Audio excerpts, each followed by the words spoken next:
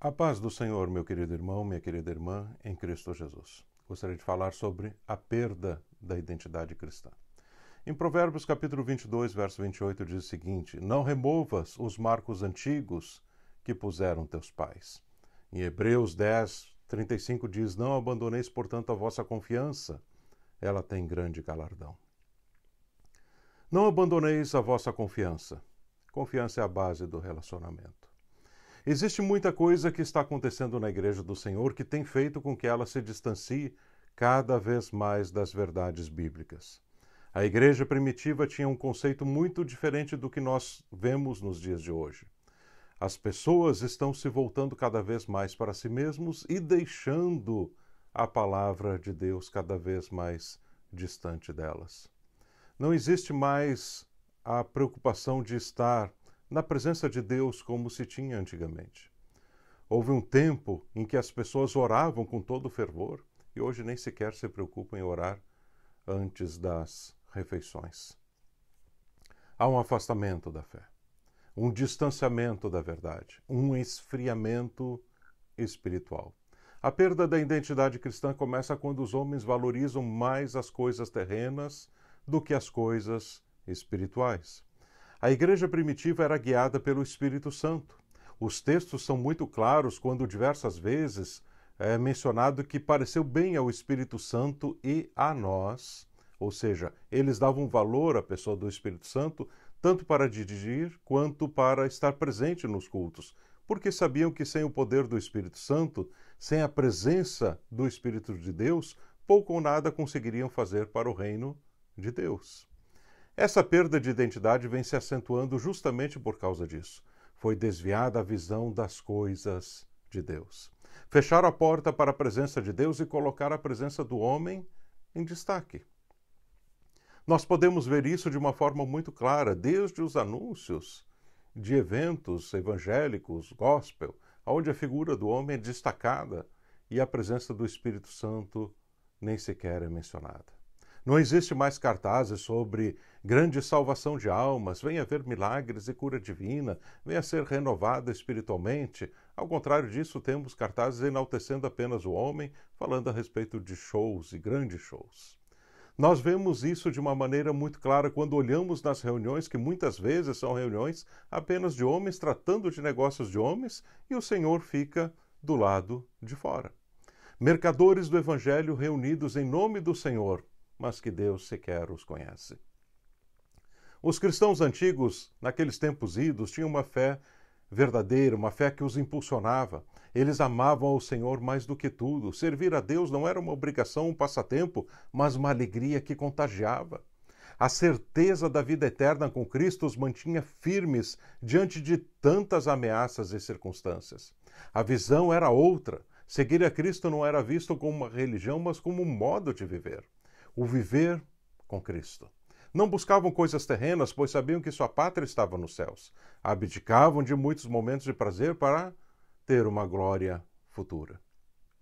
Não se preocupavam com o que os outros falavam, mas o que Deus falava com eles. Eles eram perseguidos de todas as formas, mas mantinham-se fiéis à vontade do Senhor, fiéis à palavra de Deus. Muitas vezes a história relata que não tinham a Bíblia como a conhecemos hoje, mas apenas partes das Escrituras. Outras vezes tiveram de traduzir para seu próprio idioma e, por causa disso, eram então mais perseguidos e perseguidos pela igreja tradicional, igreja institucional. Houve momentos que a igreja institucional perseguiu a igreja espiritual. Muitos morreram debaixo de torturas cujas dores são inimagináveis. Sofreram por amor ao Senhor, não abriram mão da sua fé, deram suas vidas, perderam famílias e queridos por amor a Cristo. Passaram fome e frio, às vezes até fugindo para as montanhas geladas devido à forte perseguição da igreja tradicional. Decoravam partes da Bíblia, às vezes até o Novo Testamento inteiro, pois sabiam que esta era a única forma das Sagradas Escrituras nunca serem tiradas deles. Eram fiéis, eram constantes, não abandonavam os marcos antigos, não abandonavam a confiança em Deus, eles tinham uma identidade com Cristo. E para eles ter um relacionamento com o Senhor valia mais do que qualquer coisa nesta vida. Que tipo de igreja temos hoje? Em muitas igrejas temos crentes cheios de fantasias espirituais com revelações humanas e carnais que levam o povo cada vez mais distante de Deus. Temos falsos profetas e mensageiros de Satanás que levam o povo a perder a fé verdadeira em Cristo, seguindo doutrinas de demônios e mentiras. Temos igrejas que pregam o evangelho apenas a crentes e nenhuma alma se converte há anos naquele lugar. Os anos passam e ninguém aceita Jesus, pois os crentes ali não foram ensinados a ganhar almas, mas a viverem em êxtases espirituais, enquanto o mundo vai para o inferno. Perdeu seu amor verdadeiro por Cristo e seus ensinamentos. Perdeu sua identidade com o Senhor. Houve um tempo que os irmãos oravam até criarem calos nos joelhos, pois não deixava a presença de Deus até que o Senhor os tocasse. Hoje convidamos os crentes para um culto de oração e a maior parte não vem. E os que vêm não conseguem orar por mais de 15 minutos. Ler a Bíblia, então, é uma outra dificuldade. Temos hoje a palavra de Deus em todos os formatos. Seja impresso, seja em vídeo, seja em áudio, seja digital. Está tudo aí para os crentes estarem se aprofundando e sabendo as Sagradas Escrituras. No entanto, alguns não sabem nem onde se encontra o Gênesis da Bíblia. Acredita uma coisa dessa?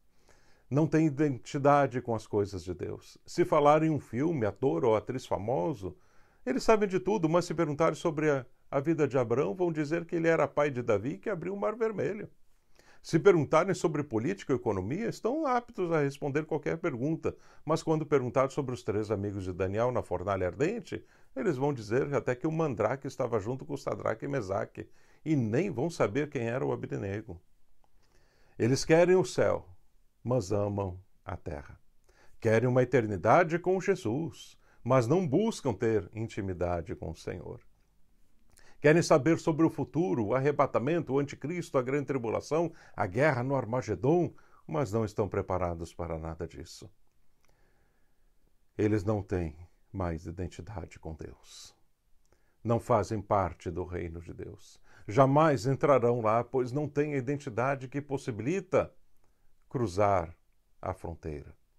Em toda a fronteira, quando você a cruza, os oficiais do governo que ali estão presentes, a primeira coisa que lhe pedem é sua identidade. Sempre que você vai entrar em um país, eles pedem teu passaporte. Querem saber quem você é, de onde vem, para onde vai. Querem saber sobre você, sobre a tua identidade. Que tipo de identidade você tem para entrar no reino dos céus? Jesus disse a Pilatos, meu reino não é deste mundo. Existe um reino diferente, um documento de identidade diferente. E só entra lá quem é diferente. Quem tem a identidade daquele reino, o reino de Deus. Não existe como entrar lá com a identidade do reino desta terra. Você precisa da identidade com o Senhor para entrar no reino dele. Eu te faço a pergunta, que tipo de identidade você tem? Que Deus te abençoe.